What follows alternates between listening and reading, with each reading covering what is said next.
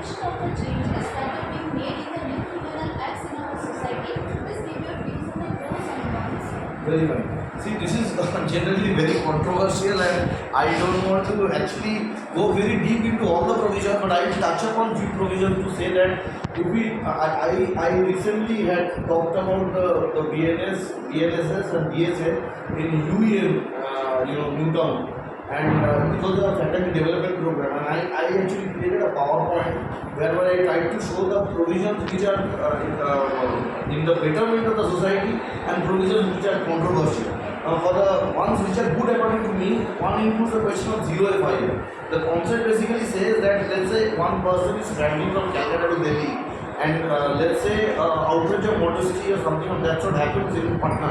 Now, where is the place where the victim can actually lodge the FIR? The new rule actually says that the registration of the FIR can take place at any place. I mean, the person can go all the way down to Delhi, and whichever is the nearest police station can go over there and file the FIR. The police, in that particular jurisdiction has to basically entertain the FIR. So this is a good provision. There are other good provisions like for crimes that attract jail term of less than 3 years. No arrest can be made without permission of the DSP. This is under section 173 of the BNS. Coming down to one more provision that I feel is of big use, that is quick justice. What it says is that court overseeing the proceedings has 60 days to start the trial once the charge sheet is filed by the police. After the trial is finished, the judge has to pronounce the judgment within 30 days. And once that is done, judgment of the copy of the judgment should be uploaded online, as you have talked about digitalization, within 7 days. So these are the good provisions. Also, there is no new provision in the context of additional fines and punishments. It is bit of hit and run case. Rash and negligent driving, that was previously also there under section 304 series of IPC. That had been, enhanced in the new provision. Coming down to the controversial ones. Firstly, question of some extended police custody is generally a problem case. Because currently an arrested person, once he is being arrested, has to be presented before a magistrate within 24 hours. After that, he is supposed to stay in a police custody. The maximum period is 14 days from the date of presenting before a magistrate. If it is judicial custody and if the offence is below 7 years imprisonment, the maximum time is 60 days. And if it is above 7 years imprisonment, then the maximum time is 90 days. That is the present setup. What the new law says in the context of remand under section 187 clause 2, Nagarik Surasha Samhita, it says police remand can be sought even after the initial 15 days.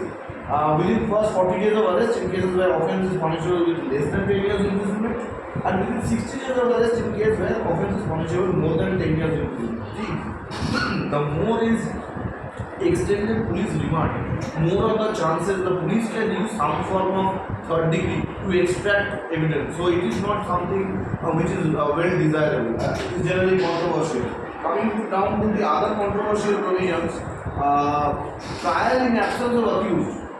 There are provisions as per the present Act. Court can proceed with an accused if he has not appeared within 90 days from a date of framing of charges. This is in the context of a proclaimed offender.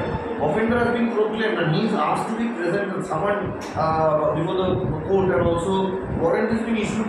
In spite of that, under section 356 of BLSS, it mandates court to proceed with the trial in absentia because just because the person is not appearing at all. Now, if a thing like this happens, there are chances that it is right to free trial is being altogether bypassed. Coming down to the next part, it is use of handcuffs. This is under section 43 of BNSS. Now, it is generally very controversial because the handcuffs are being allowed only in certain cases, in case of a habitual or repeat offender, or in case of a person who has escaped from custody, or in case of an organized crime. Now, what is important is there had been before of Supreme Court judgments in India. The Supreme Court has said that actually asking people to wear the handcuffs, that thing is basically taking us back to at least 70-80 years back. That it's a kind of a inhuman conduct on the part of the police towards a general civilian, because a person is considered to be innocent as long as he or she is not proved before the court to be guilty. Coming down to the next part, that is again another controversy.